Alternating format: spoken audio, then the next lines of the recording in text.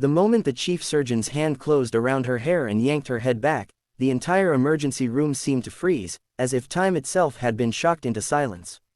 Fluorescent lights hummed overhead, monitors beeped steadily, and the smell of antiseptic hung thick in the air, but all of it faded beneath the raw, humiliating violence of that single act.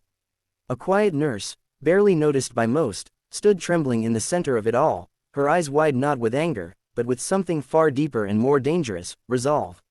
If you believe in kindness, second chances, and the power of doing what's right even when it's hard, take a moment right now to like this video, share it with someone who needs hope, subscribe to the channel, and tell us in the comments where you're watching from. Your support keeps stories like this alive. Her name was Emily Carter, and for 3 years she had walked the long white corridors of St. Anne's Hospital as softly as a shadow. She was known as dependable, silent, and endlessly patient, the kind of nurse who showed up early, stayed late, and never complained even when her feet ached or her heart felt heavier than her scrubs pockets full of pens and gloves. Most people barely noticed her unless they needed something done quickly and without fuss. She listened more than she spoke, absorbed harsh words without responding, and believed deeply that her purpose was to heal, not to be seen. But beneath that calm surface lived a past shaped by hardship, sacrifice, and a promise she had made to herself long before she ever stepped into an emergency room. Emily had grown up watching her mother work double shifts as a hospital cleaner, hands cracked and bleeding from chemicals, eyes always tired but full of pride. Her mother used to say that hospitals were places where pain and miracles lived side by side, and that even the smallest act of care could mean everything to someone hanging on to life.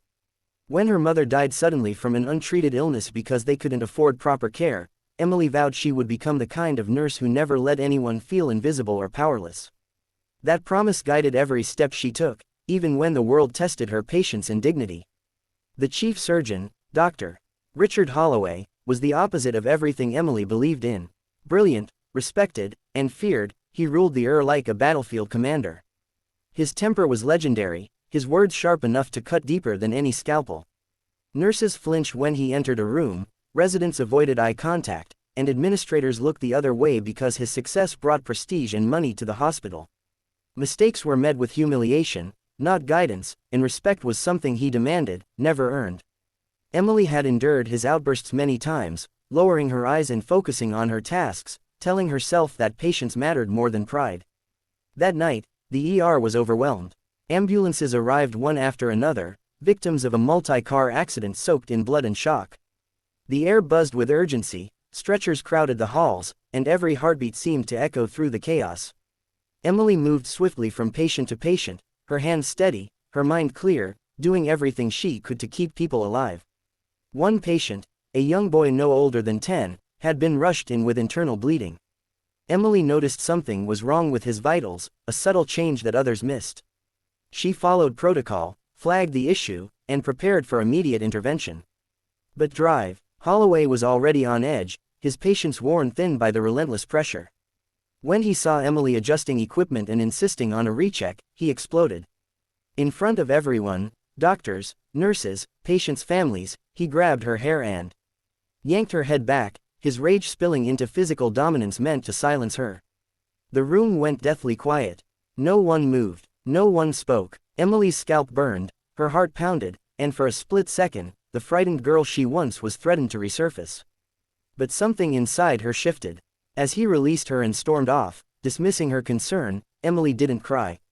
She didn't shout, she stood there, breath shaking, and looked at the monitor again. The numbers told the truth. The boy was crashing. Every instinct she had, every lesson learned, every promise made to her mother rose up in that moment. Quietly, she acted. She alerted another physician, initiated emergency procedures within her scope, and refused to let the boy be ignored. Her calm persistence forced action, and within minutes, the true severity of the injury was undeniable. Emergency surgery saved the child's life. Word spread fast through the ER, not just about the save, but about what had happened before it. Nurses whispered, residents exchanged uneasy looks, and something long suppressed began to stir. Emily documented everything meticulously, her hands no longer trembling, her resolve unbreakable. She reported the incident, not with anger, but with clarity and truth. Hospital administration could no longer ignore what had been witnessed by so many. An investigation was launched, statements were taken, Security footage was reviewed. The image of the revered chief surgeon violently humiliating a nurse shattered the illusion of untouchable authority. During the weeks that followed, Emily faced isolation, doubt, and quiet pressure to back down. Some colleagues avoided her, afraid of consequences. Others thanked her in hushed voices, eyes filled with gratitude. She went home exhausted every night, questioning herself, replaying the moment over and over. But each time she thought of giving up, she remembered the boy who lived, the patients who depended on her courage, and the promise she had made all those years ago. The outcome stunned everyone. Dr. Calloway was suspended, then removed from his position pending further action. Policies were revised. Training programs were introduced. A culture of silence began to crack. Emily, the quiet nurse no one noticed, became a symbol of integrity and strength. Not because she sought attention, but because she chose to act when it mattered most. She continued working the same shifts, wearing the same scrubs, but something had changed in how people looked at her.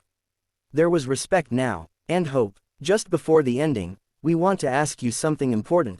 Please comment below and share your thoughts about standing up for what's right, even when your voice shakes.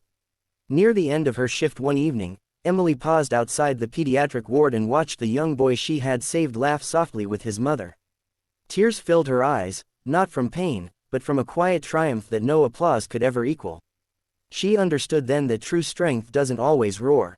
Sometimes it stands still, breathes deeply, and chooses courage anyway. If this story touched your heart, if it reminded you that even the quietest voices can change everything, please like this video, share it, and leave a comment. Your engagement helps spread stories that matter, and together, we keep kindness alive.